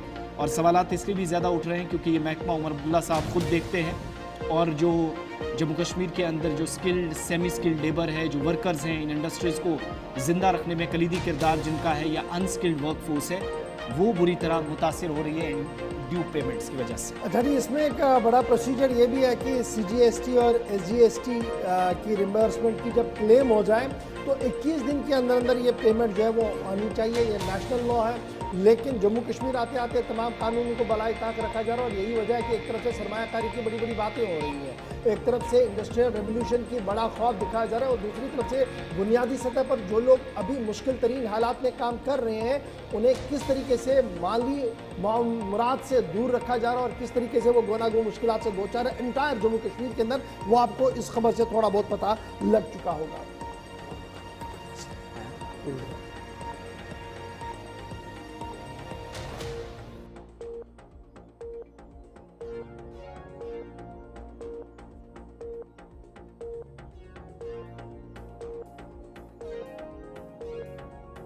इसके बाद एक और अहम और बड़ी खबर पर आते हैं। जरा बात एक बड़ी बात करते हैं, बात आलमी सतह की करते हैं और उस दहशत की करते हैं जिस दहशत से पूरी दुनिया एक बार बाहर आ चुकी है। कोविड-19 पेंडेमिक हुआ था और अब एक बार फिर ये मर्ज आहिस्ता आहिस्ता करके दस्तक देना शुरू कर चुका है और दुनिया के कई मुल्कों के अंदर कोविड-19 के मरीजों को देखा गया है, जिसके बाद भारत के अंदर भी हाई अलर्ट पर तमाम निज़ाम को चलाया गया है। हेल्थ मिनिस्ट्री की तरफ से कोविड-19 के बढ़ते हुए वाक़ात को देखते हुए कई अहम इक़दाम किए गए हैं। भारत के अंदर, पूरे मुल्क के अंदर 257 के करीब केसेस कोविड-19 के पाए गए हैं। अगरचे वो उस हद तक नहीं थे कि उन्हें आइसोलेट किया जाए, दीगर चीज़ें की जाए, लेकिन फिर भी 257 केसेस देखे गए जो माइल्ड है, यानी हल्का सा ही, लेकिन कोविड-19 का असर उन पर था। और यही वजह है कि फिलवक्त सिंगापुर और हांगकांग के अंदर तेजी के साथ कोविड-19 फैल रहा है और भारत के अंदर तमाम एहतियाती तदाबीर उठाने के लिए इक़दाम किए जा रहे हैं। National centre for disease control NCDC और emergency medical relief EMR division की तरफ से और फिर डिजास्टर मैनेजमेंट सेल की तरफ से, Indian council of medical research की तरफ से और central government of hospital sources की तरफ से ये बात की तस्दीक कर दी गई है कि जॉइंट कोऑर्डिनेशन भी बनाई गई है, हालात पर नज़र भी रखी जा रही है और जो सयाह इन मुल्कों से आ रहे हैं उन पर गहरी नज़र भी रखी जा रही है, क्योंकि मुल्क के अंदर अगर 257 के करीब कोविड-19 के माइल्ड केसेस देखे गए हैं तो इसे नज़रअंदाज नहीं किया जा सकता है। और इसी तरीके से हॉस्पिटल्स के अंदर, हॉस्पिटल्स के बाहर और एयरपोर्ट्स पर भी एहतियात बरतने की कोशिश की जाए। जो लोग सफ़र कर रहे हैं एक बार फिर मास्क का वह एहतिमाम करें जी, एयरपोर्ट्स पर स्पेशली अगर वो हांगकांग सिंगापुर के दौरे पर जा रहे हैं तो एहतियात करें। अगर आपसे बैरून मुल्क के कोई भी सफ़ीर, कोई भी लोग मिलने आते हैं तो आप भी एहतियात करेंगे। इस तरीके की एडवाइजरी जो जारी कर दी गई है। फिलहाल कोविड-19 दुनिया भर में बड़ा खौफ, दहशत मचा चुका है, लाखों लोग इसके शिकार हो चुके हैं। एक बार फिर कोविड-19 का असर 2 शहरों के अंदर, सिंगापुर और हांगकांग के अंदर देखने को मिला है। भारत के अंदर 257 माइल्ड केसेस देखे गए हैं। इंतजामिया मुतहरिक है और सबको एहतियात बरतने के लिए कह दिया गया है। ये अहम इत्तला और खबर भी आपके सामने हमने शेयर की है। बात अब नई दिल्ली की करते हैं। क्योंकि नई दिल्ली के अंदर आज सबकी नजरें सुप्रीम कोर्ट पर रहेंगी। सुप्रीम कोर्ट पर इसलिए सबकी नजरें रहेंगी क्योंकि वक्फ तरमीमी कानून जो मंजर आम पर आ चुका है, जो पार्लियामेंट और राज्यसभा की तरफ से बाज़ाब्ता तौर पर मंजूर हो गया है, सदर हिंद की तरफ से नोटिफिकेशन जारी कर दी गई है, लेकिन 40 से ज्यादा दरख्वास्तें अदालत उज़्मा के सामने थी जिसमें इस कानून के इतलाक पर ही सवाल उठाया गया था, कानून के खदुखाल पर सवाल उठाया गया था, और 5 से 7 ऐसी दरख्वास्तें थी जिन पर समाअत शुरू भी हो गई थी और इंटरीम रिलीफ भी उन दरख्वास्त दहिंदगानों को मिल चुका था। इस बीच आज सुप्रीम कोर्ट के अंदर वक्फ तरमीमी कानून पर दोबारा गुफ्तगू होगी और यह माना जा रहा है कि आज एक इंटरीम ऑर्डर सुप्रीम कोर्ट की तरफ से दिया जा सकता है। 5 दरख्वास्तें ऐसी हैं जिन पर मुसलसल गुफ्तगू हो रही है, जिन पर बात हो रही है, और आज उन्हीं 5 दरख्वास्तों पर दोबारा से बातचीत होगी। 17 अप्रैल को मरकज की तरफ से सुप्रीम कोर्ट के सामने एक डिटेल स्टेटमेंट दिया गया था, हजारों पेजों पर मुश्तमिल वो स्टेटमेंट था। उसके बाद 5 मई को इस पर दोबारा से समाअत हुई थी। ताहम सुप्रीम कोर्ट ने अपनी समाअत के दौरान कुछ चीज़ों पर, यानी वक्फ बाय यूज़र को बरकरार रखना, वक्फ की प्रॉपर्टी पर कोई मजीद काम ना होगा फिलहाल जब तक मुकम्मल तौर पर केस की समाअत ना हो, इस हवाले से एक इंटरीम ऑर्डर ज़रूर जारी किया था और उस ऑर्डर को लेते हुए आज समाअत जो है वो दोबारा होनी है। Chief justice of India BR गावे साहब मौजूद रहेंगे, जस्टिस जॉर्ज साहब यहाँ पर मौजूद रहेंगे और वो इस पूरे मामले को आज सुनेंगे, क्योंकि उनकी तरफ से ये साफ कर दिया गया था कि आज इस पूरे मामले पर तमाम दलाइल शवाहिद को देखा जाएगा, दोनों तरफों को सुना जाएगा और एक्सपेक्ट ये किया जा रहा है कि आज एक और इंटरीम ऑर्डर जो है इसमें आ सकता है। ये वो लोगों का मानना है जिनकी तरफ से दरख्वास्तें अदालतों के अंदर दी गई है, और दूसरी तरफ से हुकूमत का मानना है कि जो एफिडेविट बयान हल्फी सरकार की तरफ से उन तमाम बातों के हवाले से दिया गया है वो मुतदल है, वो डिटेल्स में है और उसमें किसी तरीके की चोरी चरा की कोई गुंजाइश नहीं है। लेकिन हुकूमती इदारों के उन एफिडेविटों पर कई कोताहियाँ और खामियाँ नजर आई और यही वजह है कि Asaduddin Owaisi, all India Muslim personal law board और दीगर तंजीमों की तरफ से मुसलसल उन तमाम एफिडेविटों पर सवाल उठाया गया। और अब खबर यह है कि आज उन तमाम सवालों का जवाब दोबारा से सॉलिसिटर जनरल भी देते हुए नजर आएंगे, लेकिन मामला सुप्रीम कोर्ट के अंदर होगा वक्फ कानून को लेकर, जहां पर आज एक बार फिर तकरीबन 12 बजे के आसपास इस पर समाअत होनी है।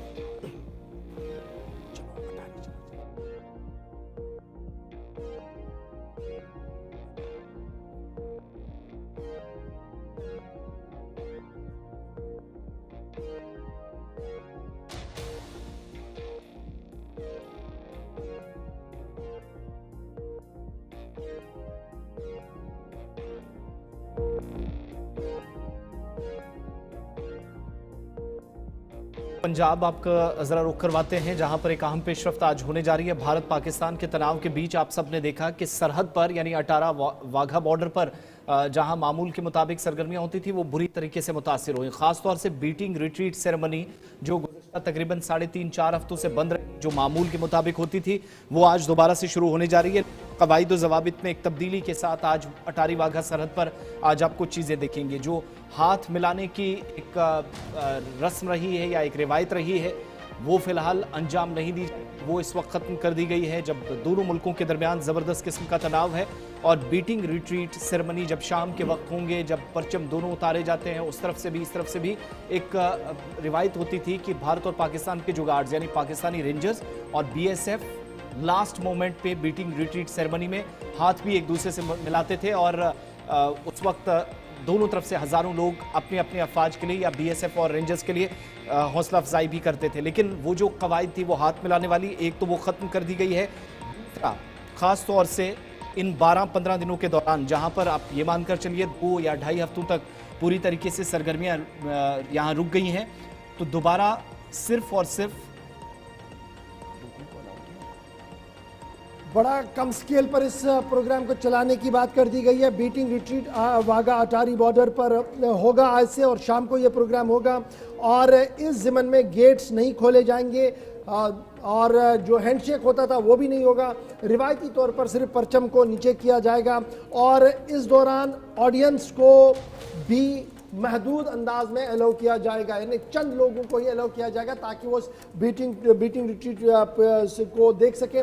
जो बड़े स्केल पर ये होता था अब उस तरीके से नहीं होगा। पिछले 12 दिन से मुअत्तल पड़ा था, लेकिन आज शाम से एक बार फिर वाघा पर गूंज होगी। लेकिन वो जो जज्बा था, वो जिस तरीके के मनाजिर आर पार आते थे वो आपको नहीं दिखेंगे। गेट बंद रहेगा, लेकिन छोटे स्केल पर ही सही बीटिंग रिट्रीट को शुरू कर दिया गया है। इसके बाद जरा बात ईरान की भी आपके सामने फटाफट से कर लेते हैं, क्योंकि ईरान अपने उस मंसूबे में कामयाबी की ओर आगे बढ़ रहा है जिस मंसूबे के बाद उनकी रसाई बहुत सारे मुल्कों तक आसान होगी। और जब ये आसानी का रास्ता बन रहा है तो बहुत सारे मुल्कों की नींद भी हराम हो रही है। जी आसिफ। बिल्कुल बड़ी खबर ईरान से, जहां पर एक बड़े मंसूबे पर गुज़श्ता कई बरसों से काम चल रहा था, वो मंसूबा बिल्कुल करीब होने के मुकम्मल है और मल्टी बिलियन डॉलर ये जो मंसूबा है वो आखिरी मरहले में पहुंच गया है। चाबहार और जहदान जो रेलवे लिंक है उनको जोड़ने में एक कलीदी किरदार इस बड़े मंसूबे का होगा। और ये मंसूबा जिस पर सबकी नजरें इसलिए भी थी क्योंकि सेंट्रल एशिया तक भारत की रसाई आसान होने वाली है, रास्ते और भी आसान होंगे। चाबहार पोर्ट जिसके जरिए तिजारत को फरोग देने की एक कोशिश जो ऑलरेडी भारत की तरफ से की गई है, लेकिन इस मंसूबे ने रास्ते और भी आसान कर दिए हैं। जो माहिरीन या एक्सपर्ट्स की राय अगर आप देखेंगे, और ये तस्वीरें आपके सामने, इस मंसूबे को जब फाइनल स्टेज में पहुंचाया गया है तो ये भी बताया जा रहा है कि चाबहार जायदान रेलवे लिंक जो तकरीबन 628 किलोमीटर लाइन है, ईरान के चाबहार पोर्ट से जायदान तक पहुंचाने में और वस्ती एशिया के साथ जोड़ने में, जिनमें अफगानिस्तान, रूस और इंडियन ओशन तक जोड़ने में बड़ा इंपॉर्टेंट रोल इसका होगा। मई 2025 के आसपास कंप्लीट होने के पहले से डेडलाइन इसकी तय कर दी गई थी। हालांकि अभी ये तस्दीक खुद ईरानियन अथॉरिटीज़ की जानिब से की गई है और ये INSTC प्रोजेक्ट का एक पार्ट है, एक हिस्सा है जो तिजारत को फ़रोग देने में कलीदी किरदार अदा करेगा। 34 स्टेशन इसमें बनाए जाएंगे और 160 किलोमीटर पर आवर जो पैसेंजर और 120 किलोमीटर पर आवर जो ट्रेन्स हैं वो कम से कम इस रफ्तार से यहाँ से चल सकेंगी। 9,27,000 पैसेंजर्स और 2.8 मिलियन टन कार्गो ईयरली जा सकता है। जो आप सब जानते हैं, जो इस वक्त भारत, ईरान, रूस, अफगानिस्तान, इन सब की तिजारत तो इन सब के दरमियान होती है, लेकिन महदूद वसाइल थे, महदूद रास्ते थे, कुछ रिस्ट्रिक्शंस थी, उसकी वजह से काम नहीं हो पाता था। लेकिन भारत का वो जो लिमिटेड रोल था उसको एक तरह से अनलिमिटेड कर देगा इस मंसूबे के मुकम्मल होने के बाद। साथ साथ ईरान तक ज़रूरी सामान पहुंचाने में, रॉ मटेरियल पहुंचाने में, ईरान से ज़रूरी सामान ले जाने में एक तो वो कलीदी किरदार अदा करेगा, लेकिन इससे शायद कुछ चैलेंजेस सिक्योरिटी के पर्सपेक्टिव से भी ज़रूर पाकिस्तान के लिए, फिर कारोबार के एतबार से भी पाकिस्तान के लिए मुश्किलात बढ़ सकती हैं। मगर रीजनली ट्रेड के एतबार से जहां पर चीज़ों को बैलेंस करने की कोशिश इस बड़े प्रोजेक्ट के जरिए जो बिल्कुल फाइनल स्टेज में है, जिसका एक वीडियो ईरानियन अथॉरिटीज़ की जानिब से जारी कर दिया गया है क्योंकि INSTC प्रोजेक्ट का ये एक हिस्सा है। इससे भारत, अफगानिस्तान, ईरान के दरमियान तिजारत भी बढ़ेगी, स्ट्रेटेजिकली भी बड़ा इंपॉर्टेंट माना जा रहा है। लेकिन मुश्किलात भी चीन और पाकिस्तान के लिए इस बड़े मंसूबे से हो सकती है क्योंकि एक तरह से पाकिस्तान को बाईपास करने की भी कोशिश इस मंसूबे के जरिए इशफाक हो सकती है। अच्छा, ये जो INSTC है, इसका आपको याद होगा कि जब डॉक्टर जयशंकर और उनके हम मनसब अफगानिस्तान की गुफ्तगू फ़ोन पर हुई थी तो इसका जिक्र हुआ था INST का भी कि किस तरीके से इसको आगे बढ़ाया जाए, क्योंकि अफगानिस्तान से होते हुए इसको आना है। और जूं ये रास्ता बनेगा, जूं ये ट्रेन सर्विस शुरू होगी, उसके बाद इस पूरे खित्ते के अंदर एक नई सुबह का आगाज़ भी हो सकता है। बड़ी चीज़ें जो है तेज़ी के साथ तब्दील भी होती हुई नज़र आएंगी।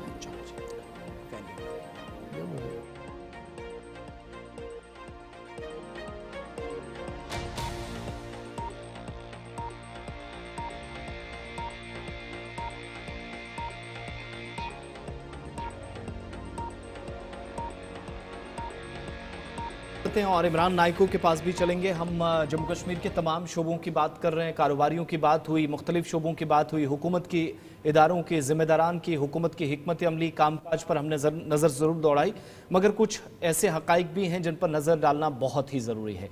जम्मू कश्मीर की मुल्क के बाकी रियासतों और यूटीज़ की तरह आबादी वक्त गुजरने के साथ साथ बढ़ रही है और एक अंदाजे के मुताबिक 2050 तक 1.5 करोड़ से ज़्यादा जम्मू कश्मीर की आबादी हो सकती है।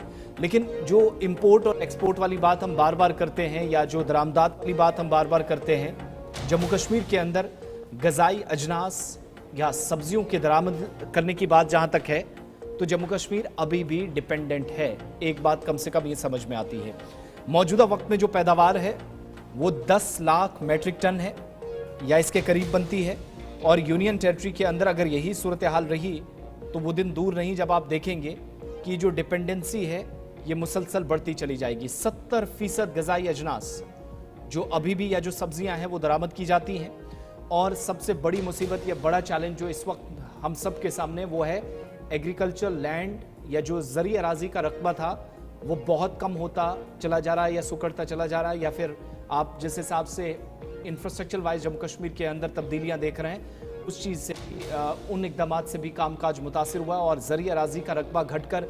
4,29,000 हेक्टर टोटल रह गया है जो जम्मू कश्मीर में, जो इससे डबल था एक वक्त में। और मौजूदा वक्त में जो सूरत हाल है, क्या ये मुस्तकबिल की सूरत हाल की अक्कासी करती है? इमरान नाइको के पास चलेंगे, श्रीनगर से हमें ज्वाइन कर रहे हैं। इमरान, बहुत शुक्रिया ज्वाइन करने के लिए। आदादो शुमार किस तरफ इशारा कर रहे हैं जम्मू कश्मीर के अंदर? एक तो खाने पीने की चीज़ें, सब्जियों में, और खुदा न खास्ता ऐसी सूरत हाल बने कि फलों के मामले में भी हम डिपेंडेंट हो जाएं। अगर ऐसी सिचुएशन रही, ये जो आदादो शुमार है ज़रा इनको भी दिखाइएगा, और इस सिचुएशन से क्या हम देख पा रहे हैं कि आइंदा 5, 10, 15 बरस इंतहाई चैलेंजिंग है जम्मू कश्मीर के लिए? देखिए आसिफ साहब, पहले हमें ये चीज अंडरस्टैंड करना है कि जम्मू कश्मीर एक एग्रेरियन स्टेट है, एग्रेरियन यूटी है, और इस खित्ते में तकरीबन 70% जो लोग हैं वो डायरेक्टली और इनडायरेक्टली या तो एग्रीकल्चर के साथ वाबस्ता है या तो हॉर्टिकल्चर के साथ वाबस्ता है। और जब हम थोड़ा सा डेटा को देखते हैं, जब हम 2015 के डेटा को देखते हैं, तो जम्मू कश्मीर में जो काश्त की ज़मीन थी, जो एग्रीकल्चरल लैंड थी, जहाँ पे हम मुख्तलिफ गजाई अजनास की जो हमारी पैदावार होती थी, वो 4,67,700 हेक्टर के करीब थी। लेकिन जब हम 2023-24 में जाते हैं तो 4,67,700 में से तकरीबन 38,000 हेक्टर लैंड जो है वो खत्म हो चुकी है, वो जो है किसी और पर्पस के लिए इस्तेमाल की जा रही है। और जिस तरह से आपने भी कहा कि एक्सपर्ट्स कह रहे हैं कि 2050 तक हमारी जो पॉपुलेशन है वो 1.5 करोड़ तक चली जाएगी, और इस वक्त हमारी जो रिक्वायरमेंट है सब्जियों की वो 22,000 से 24,000 टन है, जो है सब्जियों की रिक्वायरमेंट है। लेकिन जो हम प्रोड्यूस करते हैं वो तकरीबन हम 1951.5 हजार टन जो है वो प्रोड्यूस करते हैं, और इसमें भी तकरीबन 400 से 450 जो हजार जो हेक्टेयर टन है वो हम इंपोर्ट करते हैं, और उस पर तकरीबन 6,500 करोड़ रुपए का खर्चा लगता है। और ये एक अफसोस कुन और ये एक डिस्टर्बिंग सिचुएशन है। ये जो एग्रेरियन स्टेट है ये अब आहिस्ता आहिस्ता कन्वर्ट होता जा रहा है। यहाँ से जो हमारी जो एग्रीकल्चर लैंड है वो खत्म होती जा रही है, डिस्पाइट की जो जम्मू कश्मीर और लद्दाख हाई कोर्ट है उन्होंने इस पर मुकम्मल पाबंदी आयद की है। आप देखिए जो एग्रीकल्चर लैंड आजकल वहाँ पे तामीरात खड़ा की जा रही है, जो इरिगेशन कैनल्स थे वो खत्म हुए हैं, और उसमें भी सरकार की तरफ से कोई भी तवज्जो नहीं दी जा रही है। और अभी आप जाइए बडगाम इलाके में, आप देखिए कि हजारों की जो कनाल जो लैंड है, दहन की जो जमीन है वो इस वक्त बेकार पड़ी है, क्योंकि जो इरिगेशन कैनल्स थी वहां पे जो तकरीबन 30-40 साल पहले वहां पे बनाए गए थे, लेकिन आज वो डिफंक है, और वो जमीन जो है जिसमें दहन की फसल उगती थी, लेकिन वो आज खंडरात का मंजर पेश कर रहे हैं। और अर्बनाइजेशन बढ़ती जा रही है, अर्बनाइजेशन बेतहाशा बढ़ रही है, और इसके अलावा हम देख रहे हैं कि स्ट्रक्चर्स बढ़ रहे हैं, और तामीरात नाजायज जो तामीरात है वो खड़ा की जा रही है। सो कुल मिला के चेक एंड बैलेंस जिसको हम कहते हैं, और जिसको हम वॉच डॉग कहते हैं, और इसके लिए सरकार की रिस्पॉन्सिबिलिटी होती है। और अगर यही मामला रहा और इसी तरीके से हम अब जो थोड़ी सी जमीन हमारे पास बची है इस पर अगर सरकार की तवज्जो मरकूज नहीं रही, और मैं समझता हूँ कि बहुत जल्द हम एक डिजास्टर की तरफ जाएंगे। और डिजास्टर सिर्फ ये नहीं है कि यहाँ मिलिटेंसी है, डिजास्टर सिर्फ ये नहीं है कि यहाँ हालात खराब है, और क्लाइमेट एक डिजास्टर है। और ये जो एग्रीकल्चर लैंड खत्म होना, हमारी गजाई अजनास में कमी आना, और हम बाहर के स्टेट्स पे हमारा जो हम डिपेंडेंट रहना, और इससे बड़ा डिजास्टर हमारे लिए क्या हो सकता है। और मैं समझता हूँ कि इस वक्त जो सरकार है उनकी इस सेक्टर पे ज्यादा फोकस होना चाहिए। जिस तरह से मैंने कहा कि ये सरकारी डाटा हमें कहता है कि 70% हमारी जो पॉपुलेशन है वो डायरेक्टली इनडायरेक्टली इस एग्रीकल्चर और लेकिन इमरान, horticulture क्या पर ऐसा नहीं है कि सरकार की पॉलिसीज और प्लानिंग को भी हमने कागजों तक तो देखा, लेकिन वो कागजों तक ही महदूद थी। और बड़ी मुसीबत ये है कि मौजूदा वक्त में जो टाउन प्लानिंग भी है उस पर भी सवाल खुद ही सरकार में बैठे या जो जिम्मेदारान हैं, सरकारी अफसरान हैं, वो उठाते हैं। और दूसरी बात ये कि यूनियन टेरिटरी के अंदर वो जो हिकमत अमली तरतीब देने में एक्सपर्ट्स का एक इम्पॉर्टेंट रोल होता था, उसको भी नज़रअंदाज करना शायद इन ये जो नतीजे हैं उसकी वजह है। अगर आप इस वक्त देखेंगे एक बहुत बड़ा पॉइंट ऑफ डिस्कशन जो है वो हमारी जो पॉलिसीज हैं वो है। और हमेशा ये सवाल उठते हैं कि जो गवर्नमेंट कोई पॉलिसी तरतीब देती है, जब कोई पॉलिसी बनाती है तो इसके लिए जाहिर सी बात है पॉलिसी मेकर से या एक्सपर्ट्स की राय ली जाती है। लेकिन मैं नहीं समझता हूं कि जो हम सूरत हाल जमीनी स्तर पर जम्मू कश्मीर में देखते हैं, beat agriculture, beat horticulture, beat हमारा जो टाउन प्लानिंग है, हमारा जो इरिगेशन एंड फ्लड कंट्रोल है, जितने भी सेक्टर्स की आप बात करें, जितने भी टूरिज्म सेक्टर की आप बात करें, खासकर एनवायरनमेंट को लेके बात करेंगे, जहां पे भी आप देखेंगे कहीं नजर नहीं आता कि वो पॉलिसी मेकर कौन है, वो एक्सपर्ट्स कौन है जो सरकार को अपनी इतनी बड़ी तजावीज देते। और अनफॉर्चुनेट पार्ट हमारे सिस्टम का ये भी है कि जो लोग रिटायर हो जाते हैं और उनका एक्सटेंशन बढ़ाया जाता है। और ये अभी तक किसी कश्मीरी की, किसी जम्मू के फर्द की हम आम लोगों को ये बात समझ नहीं आई कि उनको एक्सटेंशन देने का, अगर वो अपने 4 साल 5 साल या 10 साल के टेन्योर में सिस्टम को ठीक नहीं कर पाए, लूप होल्स को ठीक नहीं कर पाए और लास्ट 2 ईयर। चलिए, बहुत शुक्रिया इमरान हमारे साथ ज्वाइन करने के लिए। फिलहाल बड़ी खबर ये कि आबादी का तनासुब तो बढ़ रहा है लेकिन पैदावार मुसलसल घट रही है, चाहे वो धान की पैदावार हो, सब्जियों की पैदावार, और मुसलसल जम्मू कश्मीर जो है वो बैरून रियासत पर मुनसर हो गया है चावल, दाल और दीगर मामलात के मामले में। और जो अपनी पैदावार यहाँ पर होनी चाहिए थी वो मुसलसल गिर रही है। एग्रीकल्चर प्लानिंग पर एक बड़ा फोकस करने की ज़रूरत है। चलते चलते ज़रा खबर एक और बड़ी भी आपके सामने रखते हैं। वस्ती कश्मीर का गांदरबल का इलाका, जहाँ से इस वक्त की सबसे बड़ी खबर आ रही है कि आसमानी बिजली गिरी है कंगन इलाके के अंदर, और कम से कम 40 मवेशी, छोटे जानवर जो है वो मारे गए हैं। और फॉरेस्ट एरिया के आसपास ये बिजली, आसमानी बिजली गिरी है जी। हरी गगवार कंगन का इलाका है, गांदरबल का इलाका है जहां पर यह मामला पेश आया है। और इब्तिदाई खबरों के मुताबिक 40 के करीब भेड़ जो है वो लुकमा अजल हुए हैं।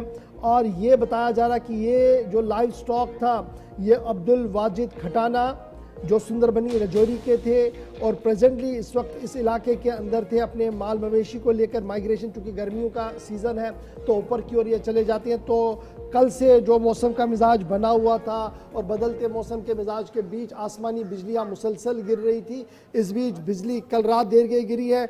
40 के करीब भेड़ जो है वो हलाक हुए हैं। ताहम इस हादसे में किसी और जानी नुकसान की कोई इतला नहीं है, यानी इंसानी जानों को कोई नुकसान नहीं मिला है। लेकिन ये गमज़दा चेहरे साफ बता रहे हैं कि कितना बड़ा नुकसान आसमानी बिजली गिरने से इनको हुआ है। सुंदरबनी के ये लोग हैं और अपना माल मवेशी लेकर कंगन पहुंचे थे। मुश्किल सूरत हाल से गुजर कर बेशतर अफराद जो इन दिनों ढोकों की तरफ, बहकू की तरफ जाते हैं, लेकिन रास्ते में कुदरती हुस्न से मालामाल इलाकों से जहाँ लुत्फानंदोज़ होते हैं, वहीं इन्हीं कुदरती हुस्न से मालामाल इलाकों के अंदर कुदरत का कहर भी कई मरतबा इन सब लोगों को ले डूबता है। मकामी शख्स की बात भी ज़रा आपको सुनाते हैं जिनको इस नुकसान से 2-4 होना पड़ा है। देखो, अल्लाह ताला ने ये कायनात पैदा की और उसकी रोज़ी हर तरीके से बनाई है। कोई ज़िम्मेदारी पेशा है, कोई नौकरी पेशा है, किसी का क्या है, किसी का क्या है। लेकिन हमारा जो पेशा है, हमारा जो ट्राइबल ये पेशा है, हमारा सदियों से चला आ रहा है। हमारा कोई भी अल्लाह ताला के जो सहारा हम पे रखा है वो सिर्फ और सिर्फ इसी माल का है, और इसी माल पे हम 12 महीना गुजारा करते हैं। हम जम्मू से, उन रजौरी से लेकर इस मुश्किल पहाड़ियों में, बर्फ़ों में, तूफ़ानों में गुज़रते हुए हम बैकू में जाते हैं। और बैकू से लेकर वहाँ एक बकरी का पेट में बच्चा होता है, उससे लेकर उसको 4 साल, 8 साल, 10 साल तक बनाने के लिए हम उसको पालते हैं। और पालने के पास हमारा माल मवेशी ये इसी पे गुजारा है। देखिए, आपके सामने की बात है, जो मेरा ये पूरा का पूरा यहाँ ये एक फ्लैग जो था, मेरा जो कारोबार था, वो सब का सब ख़त्म हो चुका है। अब मैं 10 अफराद हैं मेरे घर के, और मैंने कमाने वाला उनमें एक ही हूँ। बच्चे हैं सब छोटे हैं, कोई स्कूल पढ़ रहा है, कोई क्या। तो उसके साथ साथ ये पूरा का पूरा जो है यहाँ एक फ्लैग जो है एक ज़िंदगी का एक हमारा जो कारोबार है, वो कारोबार ख़त्म हो चुका है। किस तरीके से जो है, क्या माहौल था क्या जब ये आसमानी बिजली बिल्कुल पहले मौसम ठीक था, कल दिन को भी मौसम ठीक था, तो शाम को 8-9 बजे तकरीबन उसका जो मौसम चमकने लगा, आसमानी में गरजने लगा। तो गरजने के बाद जब थोड़ी सी बूंदें पड़ी तो ये माल इधर उधर का भी सब यहाँ इस दरख्त के नीचे, हमेशा इसी के नीचे बैठता था। कम से कम मुझे यहाँ आया हुआ आज 6-7वां दिन है यहाँ पहुँचा। तो इतने में अज़ान जब ख़त्म हुई तो मैं तैयार थी। अब मैंने कहा मैं नमाज के लिए तैयार हूँ, नमाज पढ़ूँ। तो एक ज़ोरदार आवाज़ आई। जो ही ज़ोरदार आवाज़ आई तो एक चीखो पुकार। गरीवन कंगन गांदरबल सेंट्रल कश्मीर का इलाका, जहां पर आसमानी बिजली गिरने से 40 के करीब मवेशी हलाक हुए हैं। भेड़ बकरियां इनमें शामिल हैं, जिसकी तस्दीक मकामी जो खाना बदोश है वो खुद कर रहे थे। इनका ताल्लुक पीर पंचाल बेल्ट से है, लेकिन वस्ती कश्मीर के पहाड़ों में जा रहे थे। वक्त एक छोटे से ब्रेक का है। प्रोग्राम सलाम जेके में बस इतना ही। 10 बज रहे हैं। ब्रेक के उस पार खबरों का एक और बुलेटिन। हम दोनों को इस प्रोग्राम में इजाजत दीजिए।